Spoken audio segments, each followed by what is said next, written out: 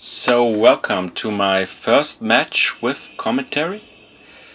Please note, first of all, I have not the best equipment to do this. I'm actually using my smartphone as a microphone.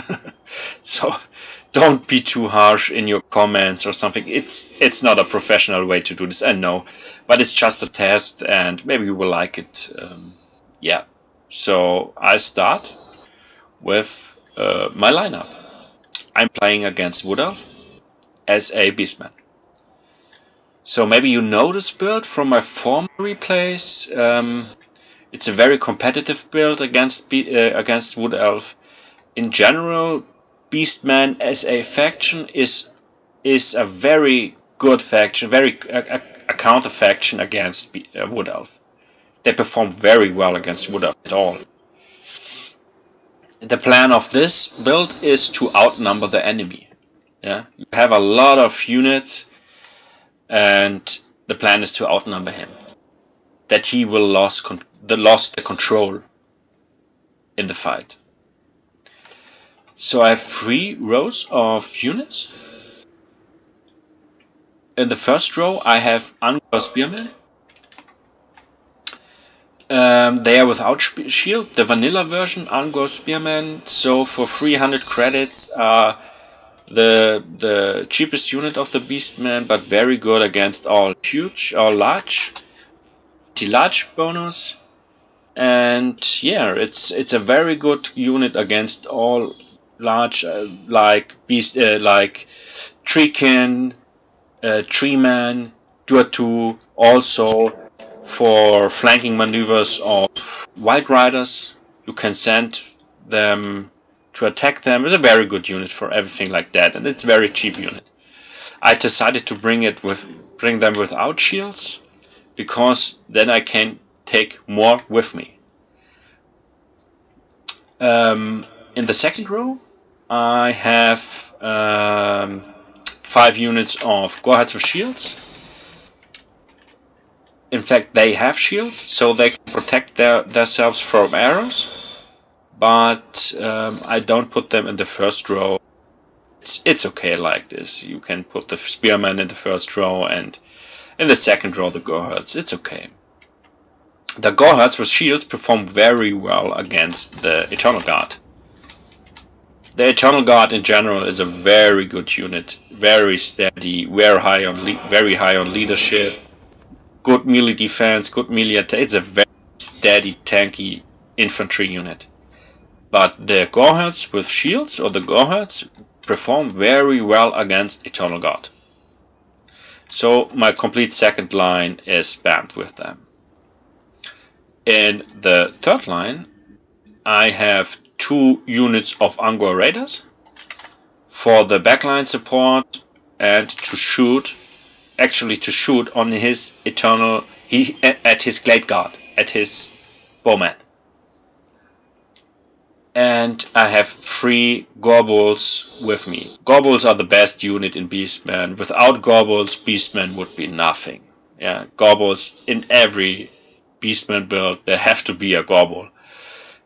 And now I have 3. I take 3 with me to attack everything large. Treekin, Treeman, Duatu. In fact, 3 units of Gorbal or Gorbals in general are the complete counter against Duatu. And Duatu is the second best commander in the game. He's the tankiest, one of the tankiest commander. So if you would like to bring Duatu down, you have to take Gorbals. 3 of them will take down Duatu within seconds. But my opponent was very good. He was a very good player, and he knows that I will bring Gorbals with me, and he took no Duatu. But you can also send him to Treekin or to Wild Riders or something like that. They're a very good unit. Very tanky, very strong. So my commander is Kazrak. He's without any ability or special. He is just a vanilla, except for the chariot. I put him on this mount because he's faster. and he has armor piercing damage, and he has an anti-infantry bonus. And so he's very good against all infantry units. Not against big units like Treemen or Durtu. He's not performing well against them, but everything what is Dryads or Glade Guards or something like he's performed very well against them.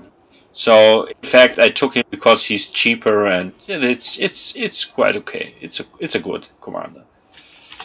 So at last I have 3 units of Centigors without great weapon. So I have them vanilla with shield. Because they are cheaper and I can take 3 units with me, and they perform very well. They are for flanking maneuvers, for attacking his glade guards and so on. So yeah, this is my build. My opponent,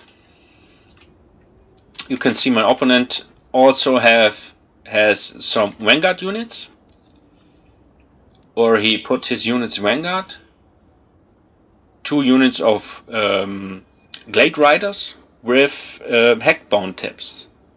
So, and his commander is on a horse, so very cheap option, and he rides with the Glade Riders. In fact, my Centigors have more speed. They have 96 speed, and his Glade Riders have 95 speed. They have this poison arrows, and if I will follow him, they will shoot on me, and this poisoning will reduce my speed. So you can never get them. Don't follow him. I decided to ignore him completely and flank him on this side. Yeah. In general, in my lineup, I put always the Centigors on a Vanguard. I put them always Vanguard to maybe if the opponent also have Vanguard units, some bowman, etc. I can almost instantly attack him. This is why I always put him in the front. But in this case, I can't do nothing about that at the moment because I don't get them. So the rest of his army, he has 2 units of Treekin, 3 units of Dryads. They are very good against Beastmen. They are the Beastmen counter infantry unit. So in every competitive build, you will find Dryads against Woodelf. They perform good against Spearmen, Goreherds, etc. Maybe not so good against Bestigors, but the rest they perform very well. So 3 units is he can take more with him, but they're very good. Also Treekin, very good choose. So in this backline you can find 4 units Eternal Guard protecting his 4 units Glade Guards. As you can see, they almost shooting at me, and my complete front line is taking the complete damage. He was a very good player. He decided to shoot on the first row on my Angor Spearmen. They are not protected, they have no shield. So my second row are the Goreherds, and you can see they can protect themselves from the arrows. But he knows that and shoot on the Angor Spearmen, and they took a lot of damage, so I had to start the fight almost immediately. Okay, as you can see here, I'm sending 1 unit of Angor Spearmen to hunt his Glade Riders. Of course, I will never get them, but I'll sacrifice this unit to push away these 2.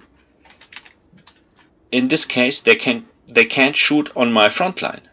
So this unit will force them away, and my front line is fine at this moment. So the fighting begins, and you can see I have these 2 units of Angor Raiders. They are shooting almost immediately I forced them to shoot on the Glade Guards. Because you can see they take a lot of damage from them.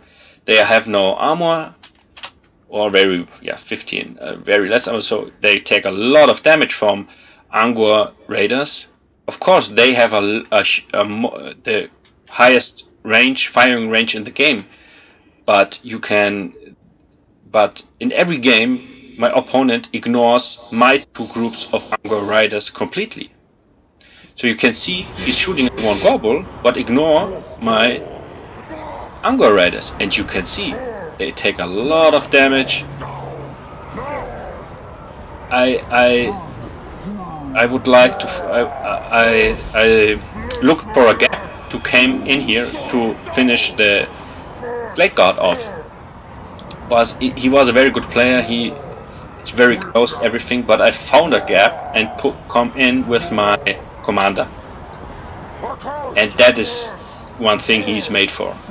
You can push his Glade Guards off very, very fast, and as you can see, 2 of the groups are almost routing just from these 2 Angor Raiders, and now they're shooting on the 3rd, and my commander finish off the 4th. So I had to wait with my 3 groups of Sentinels because I can't do anything. But I noticed that this flank is very weak. So I charged in a little bit, but he almost reacted instantly and sent his 2 units of Eternal Guards to support this flank. But this flank here, over here, the left flank, collapsed completely. So at this time, these 2 Glade Riders finished my Angor Spearmen off, and he noticed that he took a lot of damage from Angor Raiders, and now he would like to do something about that. But I noticed that he shoot on me, and at this time I had to force them away. So also I have here 1 unit of Angor Spearmen protecting this side. In general, the frontline battle, it was not running well for me. You can see Dryads and Treekin. This combination was very good. I lost almost the half of this fight, and it was not running well. And also on this side, it was not the best.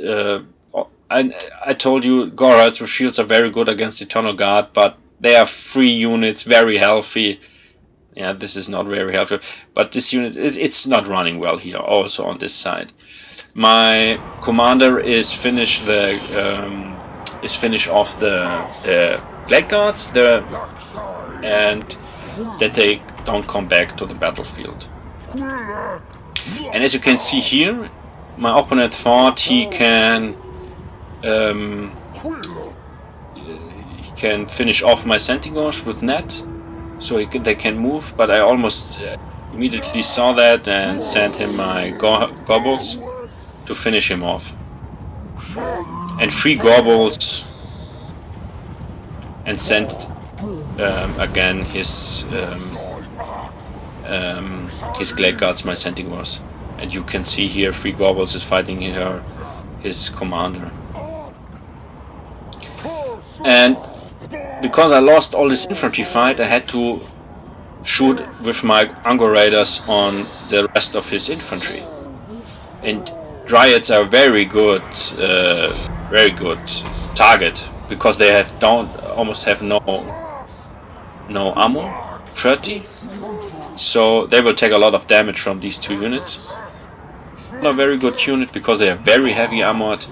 So we will shoot on Dryads, and he noticed that and forced 1 unit to get after my Angor Raiders. Also on this side, if my units are not supported from Gorbals, they are not able to finish off the Treekin.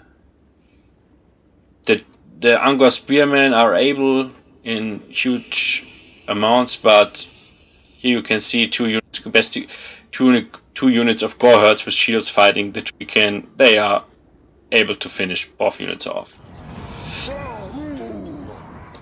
So at this point it was very equal, but I finished his commander off. Gorbulls are very fast, so this unit is in fact on a horse. You can see they are very fast units, so I sent them after her, and I get his commander and finish him off. So as you can see, all my units here routing, and he's pushing the complete blob away, so that they don't come back to the battlefield. And also he has a Spellsinger with Law of Life. I don't notice that, I think. And he is going to the melee attack on my Angor Raiders, so they are also routing. But as you can see, I noticed that, and I sent a group of Centigors in it, and his Spellsinger is almost immediately routing and go off. So now it was time to regroup my units over here. I had to collect them together and to regroup. So I put my Gorbulls, this Angor Spearman over here, and also these two units. They came back, and on the left flank I sneaked around here, as you can see, to regroup with all my units here. And he made the same. He tried to finish some units off, but in general he made the same.